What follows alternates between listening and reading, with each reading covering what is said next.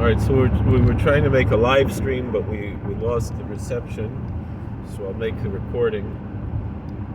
In any event, I wanted to say one word from the Chavos Yair that I like to say over. But it's very interesting that Hanukkah was such a big inyan by the Chavos Yair that his Yom Elul should be on Hanukkah. Sometimes the 6th day, sometimes the 7th day, depends on how the calendar works out. And so then it's a movable date. Also, it's Aleph Tevis. Sometimes Kislev is Malay, and sometimes it's Chaser. This year is Malay.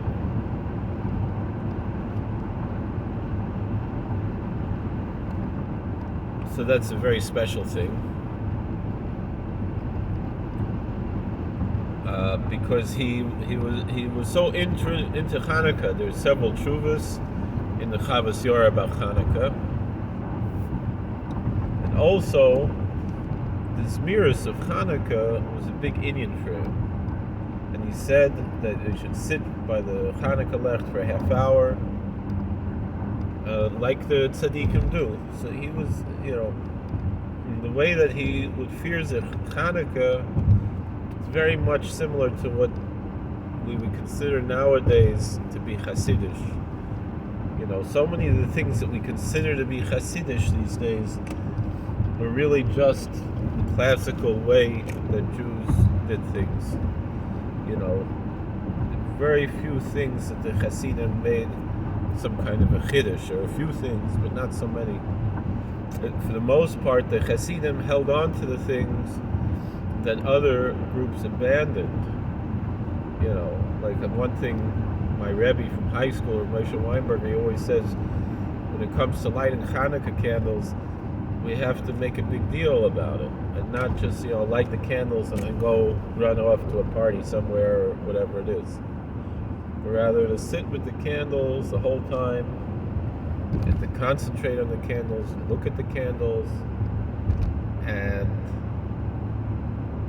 that's the way that we're supposed to be Mekayim near Hanukkah, that we fulfill the precept in the proper way, not just lighting the candles, but sitting with the candles, enjoying the candles, enjoying the spirituality, meditating on the candles, and the way the Hasidim do, that we say Tehillim and Zmiris and things with the Ner Hanukkah. And one famous thing Baal Shem Tov really brings from the Ramban, to recite Psalm 91 7 times, and before each time the last verse of Psalm 90. And then there's Psalm 30, Psalm 67, there's the Anu B'Koach, and there's Psalm 33, and then other Psalms, Shir Malus, and so forth, Psalm 121, Psalm 133, and then additionally other things, different chatzeros add onto that. The Kalavar Rebbe, Zal Gesund Sein, he has a minute to sing Eshus Chayil, and to sing Loich from the Rosh Hashanah Musaf, Rosh Hashanah Davening, Shachar, Rosh Hashanah Shemon Esrei, from Shachar and the Mincha Mar Musaf, and also Maoz Tzur. So in the Sefer Kor Chaim, Chavos Yair, he brings that the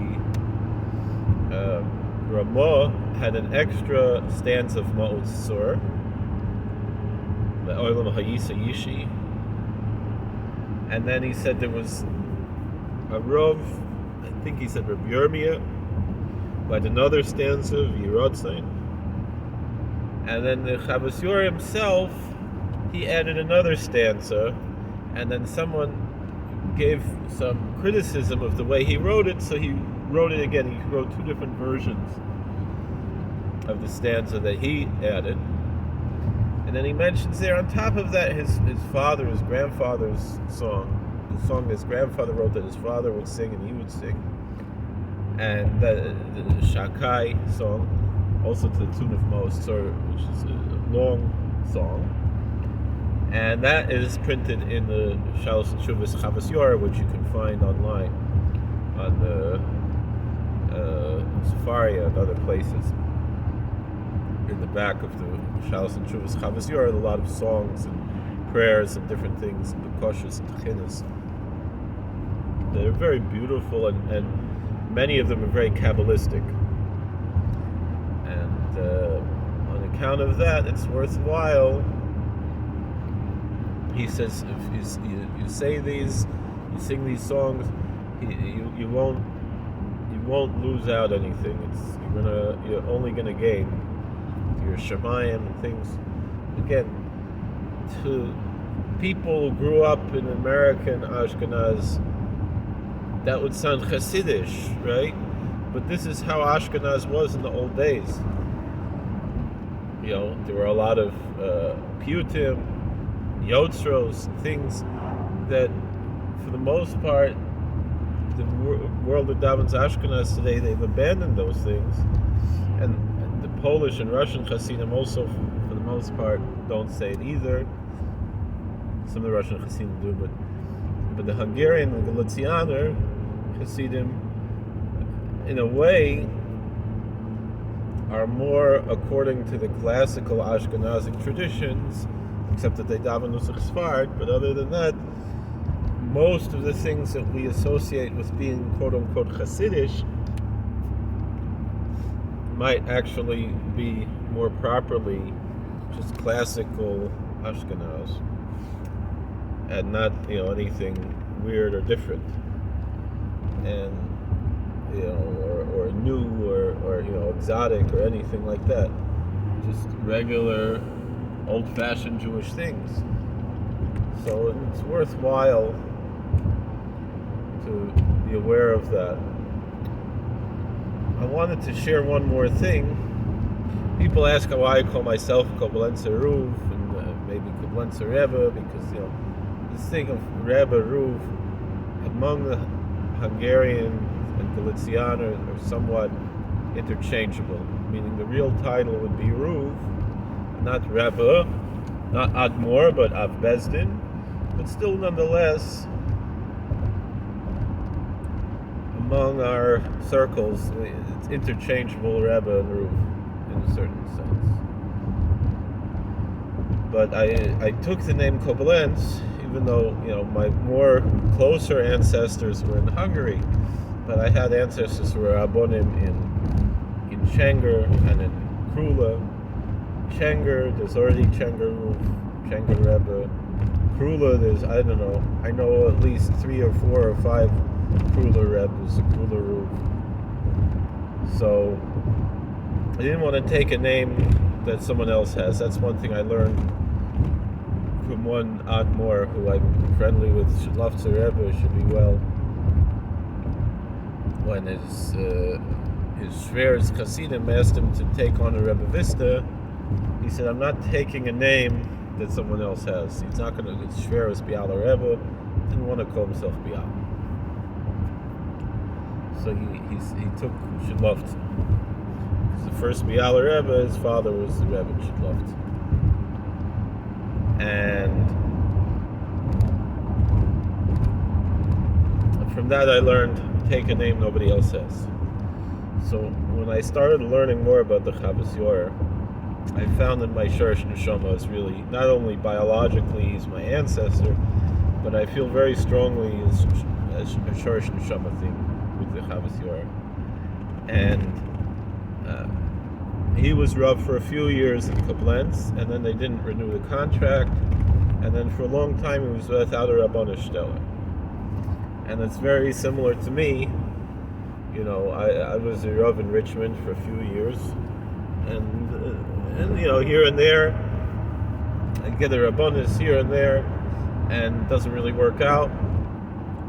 And that's how I'm, where I'm holding right now. I'm always looking for a town. Baruch Hashem, I'm very happy with my full-time work. It's my parnosa. I could make more money, I'd be happy, because it's now everything's, everything got more expensive, but my what do they call it, income didn't go up just because everything else got more expensive. So I would like to have a Rabbanis Steller for the Parnasa also, but the main thing was that I want to be able to share Torah, to help people, and to serve the community. But Baruch Hashem, I'm doing that now as a chaplain, but I'd still like on Shabbos to have a Steller. So if there's anywhere within a 3-hour radius of where my work is, I will be willing to go away Shabbos. And the same thing if someone wants a guest speaker or something available. My wife is a very popular guest speaker. She gets a lot of, Baruch Hashem, I'm very proud of her, very happy. She gets a lot of gigs, and I'd like to get more gigs as a speaker. I know a lot of the Hasidic yeshivas, they like to have me for Nittelnacht, so I'm also available for that. But anyway, and I speak Yiddish also. But anyway, so I feel it's like a Shorish Neshama thing. A lot of the Deis and Minhagim and things, the Chavos Yair, were things I've always done. Just, I was drawn to and things like that. And so I became and it's interesting, there was one thing that I fought with myself over, especially when I became very kusher to the derech of the Samarov. The Seif Yom of Samarov is Mekabel on himself that he should say Kiddush Levana before Yom Kippur. Even though the Minhag Olam is to say Kiddush Levana after Yom Kippur, there's 2 days. One day is that it's better to say before Yom Kippur so you have another mitzvah. And the other day is, no, it should be after Yom Kippur, so it should be b'simcha. So the kasha is, which is better? So Samarov, because one year he waited till after it was near the end of his life. He waited till after the Yom Kippur. He missed saying Kiddush Levana. He was so upset about it, he decided the following year, which was a few years before he passed away, maybe a year or 2 before he passed away, that he will say Kiddush Levana before Yom Kippur, and that's what the Satmar Hasidim do even today. If after the 7th day after Meis La'es from the Moilad for Shoshana of Tishra, before Yom Kippur, he'll already say Kiddush Levana. They'll already say in Satmar. And I was struggling with this, and then when I saw that the Makor Chaim, which was only published after Samarov was nifter, that the Chavos Yair says that the Maharal, who was his ancestor, his great-grandfather, that the Maharal would say Kiddush Levana before Yom Kippur, I decided, all right, it's a good sign that if there's a Levana before Yom Kippur, Me'es La'es, it's 7 days after, it's a good thing. So essentially, that's where I'm holding with that, and a lot of other inyonim, that the Makor Chaim brings down, and then also Minhagei Vermiza with the Hagos of the Chavos Yair. Like one example is a lot of like things we consider like Hasidish or Satmar or Hungarian Minhagim, like to eat milchigs on Sunday night and Wednesday night, and the Chavos Yair explains in the Makor Chaim that the inyan is that we're making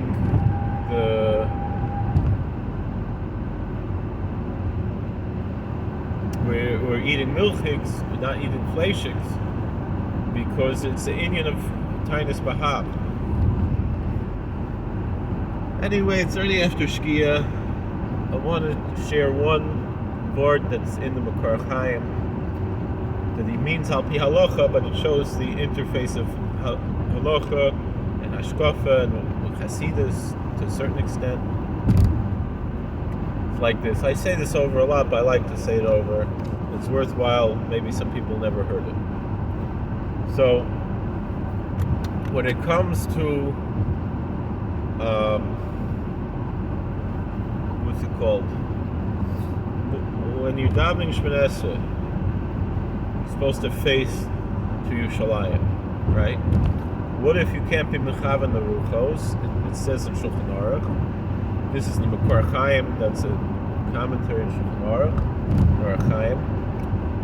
So the Chavos Yair, the Heilige Zayin, the Chavos Yair, he asks Akasha on that what it says in the halacha. The halacha says in Shulchan Aruch that if you cannot be mechavan the ruchos, you don't know which direction you're facing. You don't know. You don't have a compass. You can't figure out which way you're facing. So then he said, the Shulchan Aruch says, Yechaven b'libo Yerushalayim. That you should point in your heart, in your mind, you should face Yerushalayim. Or picture yourself in Yerushalayim. If you've ever been there, or you've seen pictures. So,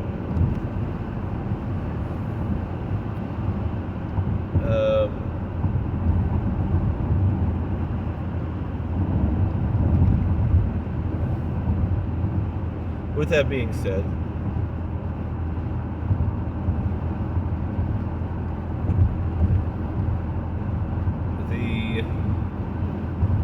the Chavos Yair and the Makar Chaim, he asks Akasha.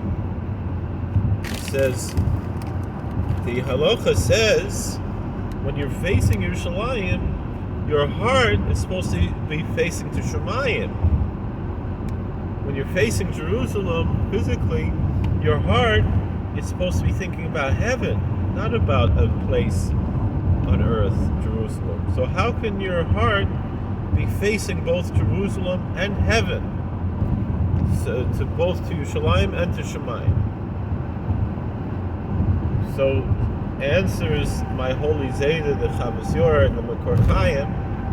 He says it's not talking about the physical, earthly Jerusalem.